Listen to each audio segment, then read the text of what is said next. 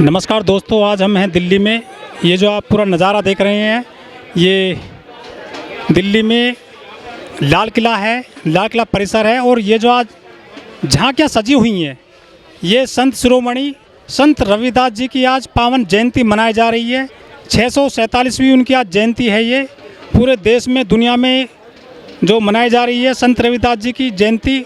और ये आज ये हम जो आपको ताज़ा तस्वीरें दिखा रहे हैं, ये दिल्ली के लाल किला परिसर की हैं। और ये देखिए, ये लाल किले का पूरा दरवाज़ा है। ये जो किला है उसकी ये गुंबद है, ऊपर भारतीय तिरंगा लहराया जा रहा है। और ये उसी परिसर में देखिए झांकियाँ सजी हुई हैं।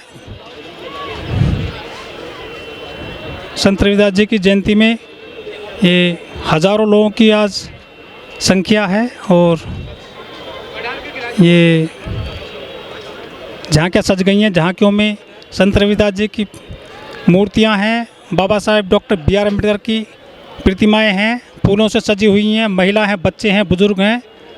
और बहुत अच्छा नज़ारा है। सभी लोग जो है आज संत रविदास जी को याद कर रहे हैं। कार्यक्रम हुआ है अभी। ये जो झांकी हैं ये पूरे दिल्ली शहर में आज निकलेंगी। ट्रैक्टर में लोग सवार होकर आए हैं, कारों में हैं, बाइक पर हैं। और खुश हैं लोग अपने गुरुजी के जन्म जयंती पर। ये जैसा कि आप देख सकते हैं, लाल किला से प्रारंभ होकर के ये झांकी चांदनी चौक, फतेहपुरी होते हुए सदर बाज़ार, फिल्मिस्तान और शिदीपुरा, मानकपुरा, वहाँ से सीधा होते हुए अजमल खां रोड से होते हुए करोल बाग में अपना एंट्री करेगी। करोल बाग से फिर आगे जाते हुए सारा जो संत नगर और बापा नगर, देवनगर के बाद ये जो इसका समापन होगा विश्राम धाम, देवनगर जो मंदिर है हमारा ऐतिहासिक संत गुरु रविदास जी का, वहाँ पर इसका समापन होगा। सर क्या लग रहा है, उनके विचार कितने आज जो है? देखिए, जो अगर देखा जाए तो वो एक महान शख्सियत थे। संत गुरु रविदास जी जो थे, उनके जो विचार हैं उससे वो इसी बात से साबित होता है कि उनके विचार कितने उच्च थे कि जो हमारी जो गुरु ग्रंथ साहिब है, सिखों का जो हमारा जो गुरु ग्रंथ साहिब है, जो श्री गुरु गोविंद सिंह जी ने लिखा है, उसके अंदर उनकी वाणियों को सम्मिलित किया गया है। और कभी भी कोई भी शुभ काम या वाणी के लिए उनकी गुरु वाणी को शुरू किया जाता है तो सबसे पहले चौपाई जो गाई जाती है वो संत गुरु रविदास जी की गाई जाती है। और संत गुरु रविदास जी ने एकता, समानता और सभी को एक साथ रहने और एक योग्यता मिलने का सबसे पहले समर्थन किया। और हर जगह जो निम्न लोग, जो पिछड़े लोग हैं, उनके लिए लड़ाइयाँ की, संघर्ष किया। और मनुवादियों को हराकर साक्षार्थ में अपने आप को एक योग्य और शिक्षित अपने आप को एक शिरोमणि साबित किया। लेकिन जो आजकल के जो कथावाचक है वो कहते हैं कि जो राम को ना बजे वो चमार है। वो तो जातिवाद की बात कर रहे हैं। देखिए, ये किसी का व्यक्तिगत एक बयान हो सकता है, लेकिन भारतवर्ष में जितने भी लोग रहते हैं हिंदू लोग हैं, और हिंदू में से ही दलित हैं, हिंदू में से ही स्वर्ण हैं, ठीक है। सभी लोग, ये जितने भी लोग भारतवासी हैं, उन सबकी विचारधारा एक नहीं हो सकती।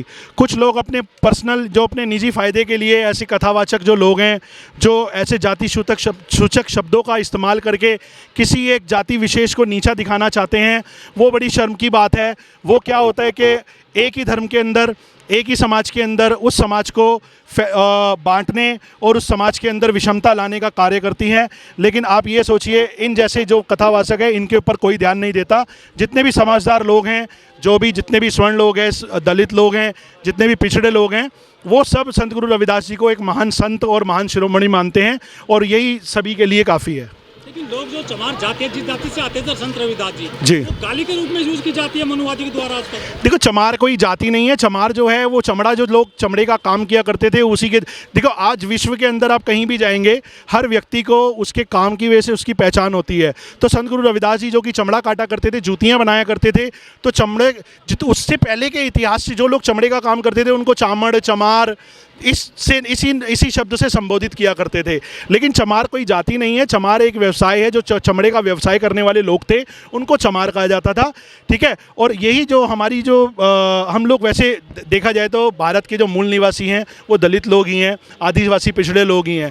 अब दिल्ली में एक मंदिर तोड़ दिया गया था संत रविदास जी का तुगलकाबाद में, वो भी एक राजनीतिक विषय बनाया हुआ है। जो मंदिर तोड़ा गया है वो मंदिर लगभग 400 से 500 साल पुराना है और एक ऐतिहासिक मंदिर है जिसको सिकंदर लोदी ने संत गुरु रविदास जी को वह आवंटित की गई थी, बाकायदा कागज़ उसके मौजूद है। लेकिन जो वर्तमान सरकार है वो अपने निजी स्वार्थ के लिए या फिर उस वहाँ के जो कुछ राजनीतिक तत्व हैं वो उस ज़मीन पर कब्जा करने और उसको अपने निजी स्वार्थ के लिए यूज़ करने के लिए, इस्तेमाल करने के लिए उसको मंदिर को तुड़वाने की साजिश की गई है। जो ऐसे लोग हैं वो गौतम बुद्ध को भी मानते हैं, संत रविदास को भी मानते हैं, बाबा साहब को भी मानते हैं, वो बटे हुए कैसे अलग धर्म में, पंथ में? नहीं, अलग अलग देखिए, जो पंथ है सबसे जो पहली बात आपने कही, जो गौतम बुद्ध जी हैं, गौतम बुद्ध जी के विचार और जो उनके विचारों का जो एक निष्कर्ष निकलता है और जो बाबा साहब के विचारों का निष्कर्ष निकलता है और संत गुरु रविदास जी के विचारों का जो निष्कर्ष निकलता है वो एकदम समान है। तो आप इसको बटा हुआ नहीं कह सकते कोई। देखो, मैं भी संत गुरु रविदास जी का मैं परम भक्त हूँ, ठीक है, और मैं बाबा साहब जी को भी मानता हूँ क्योंकि संत गुरु रविदास जी ने हमारे लिए लड़ाइयाँ लड़ी हैं, हमारे लिए बहुत संघर्ष किया। लेकिन जो असली लड़ाई भारत को आज़ाद होने के बाद, जो असली लड़ाई और जो असली हमारे लिए जो उद्धार करने वाले हैं, डॉक्टर भीमराव अंबेडकर साहब हैं। बाबा साहब नहीं होते तो हो सकता है आज हमें इतना भी अधिकार नहीं होता कि हम लाल किले के ऊपर ये मंच लगा करके संत गुरु रविदास शिरोमणि जी की यात्रा निकाल रहे होते। लेकिन संत रविदास जी ने मनुवाद को खुला उनका भंडा फोड़ किया था, उसके बावजूद जो मनुवाद में घुस रहे हैं ऐसे लोग तो आज भी नहीं, देखिए मनुवाद मैं मंदिर जाना और मनुवाद को समान नहीं मानता। मंदिर जाना एक आस्था का विषय है। मंदिर आप किसी को भी अपने धर्म में आप किसी को भी मंदिर किसी के भी धर्म की पूजा, हाँ, पाखंड एक अलग विषय है। पाखंड कभी भी एक आस्था का विषय नहीं है। पाखंड यदि आप कहते हैं कि आप इस पेड़ के नीचे आप पान के पत्ते रख दीजिए, आपका 22 जनवरी को, देखिए, हर धर्म में हर भगवान को, हर इष्ट को मानने वाले की अपनी अपनी आस्था है।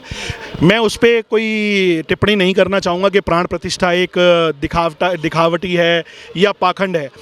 अब कई लोग कुछ भी मानते हैं। अब हम जो संत गुरु रविदास जी को मानते हैं, संत गुरु रविदास जी को चैलेंज किया गया था कि भाई आप ब्राह्मण नहीं हो, तो जो ब्राह्मण ऊपर से जनेऊ पहनते, संत गुरु रविदास जी ने आपी से अपनी छाती चीरकर उसमें उन्होंने अपना जनेऊ दिखाया था। उन्होंने कहा था ब्राह्मण का जो जनेऊ है वो आप एक धागा पहन के नहीं, आपके जीव के अंदर होना चाहिए, तो उन्होंने वो दिखाया। गंगा को उन्होंने अपनी चमड़े की कठौती में प्रकट किया, इतने से पानी में, उसमें से कंगन निकला। तो जिसकी हम सबसे बड़ी ब्राह्मणवाद ने तो धोखा दिया था ना संत रविदास जी को भी। ब्राह्मणवाद, देखो, आप धर्म और ब्राह्मणवाद को एक नहीं कह सकते। आज भी देखा आपने मंच पे कितने ही स्वर्ण लोग, विवाद हुआ है, वो संतों का विवाद है, संत नाराज हो जाते हैं। संतों की हमेशा जो प्रवृत्ति रहती है वो गुस्से वाली रहती है। तो संदेश ही ऐसा चाहूं राज में मिले सबन को अन्न। बिल्कुल, समानता आई है समाज में? नहीं, समानता तो भी नहीं आई है। हम नहीं कह सकते। समानता उस दिन आएगी जिस दिन बेटी रोटी का चलन शुरू हो जाएगा। स्वर्णों के घर में दलित की बेटी, दलित के घर में स्वर्णों की बेटी आनी शुरू हो जाएगी। तो समानता मैं मानता हूँ, और समानता ऐसे नहीं है। आज समानता उस दिन आएगी जब जिनके पास पूरे बड़े बड़े संसाधन है वो दलितों में सब में बराबर बांटने जाने चाहिए। क्योंकि कुछ एक आदमी है उसके पास 100 बीघा ज़मीन है, एक आदमी है उस पर 1 बीघा भी नहीं है। तो समानता, जहाँ से मोदी जी आते हैं चुन करके, वाराणसी में जो है वहाँ संत रविदास जी की प्रतिमा तोड़ दी गई कल रात में। जो वो एक अभद्र और कुछ असामाजिक तत्व हैं, उन्होंने ये हरकत की है, तो उसके लिए भी उनके विरुद्ध और उनके खिलाफ कानूनी कार्रवाई होनी चाहिए। मुझे उसका संज्ञान नहीं है कि प्रतिमा तोड़ी गई है, क्योंकि कल ही मैंने सुना है कि, और मैंने न्यूज़ में भी देखा कि अभी एक 25 फुट की मूर्ति का वहाँ पे अनावरण हुआ है। यदि आप उसी की बात कर रहे हैं तो ये बड़ा निंदनीय है, बहुत अशोभनीय है। लेकिन हाँ, ये मंदिर मूर्ति चाहे कोई भी हो, किसी ने भी तोड़ी हो, ये मानवता का प्रतीक नहीं है। ये एक ऐसी सोच है जो मानवता को नीचा दिखाती है। और संत गुरु रविदास जी के विचार और बाबा साहब अम्बेडकर जी के विचार और गौतम बुद्ध जी के विचार हमेशा उच्च रहे हैं। तो के लिए ज़्यादा जो काम संत रविदास जी ने किया है, बाबा साहब ने किया है, ऐसा आप कभी भी कंपेयर नहीं कर सकते। हर समय सुविधा अलग होती है, हर समय समीकरण अलग होते हैं। जब संत गुरु रविदास जी थे उस समय जो राज था, उस समय जो राज शासन था वो मुगलों का था, ठीक है। उस समय पे उनको जो सुविधा प्राप्त हो पाई, जो मदद प्राप्त हो पाई, उन्होंने अपने हिस्से का योगदान दिया। और जो सबसे बड़ा योगदान शिक्षा क्षेत्र में, कार्य क्षेत्र में, नौकरी में और रोज़गार के क्षेत्र में जो मिला है वो बाबा साहब की देन है। तो बाबा साहब का जो योगदान है वो एक अपना अतुल्य एक योगदान है, और संत गुरु रविदास जी का योगदान है वो एक मतलब शोभनीय है और बिल्कुल अतुल्य है। हम कंपेयर नहीं कर सकते कि बाबा साहब ने ज़्यादा किया या संत गुरु रविदास जी ने ज़्यादा किया।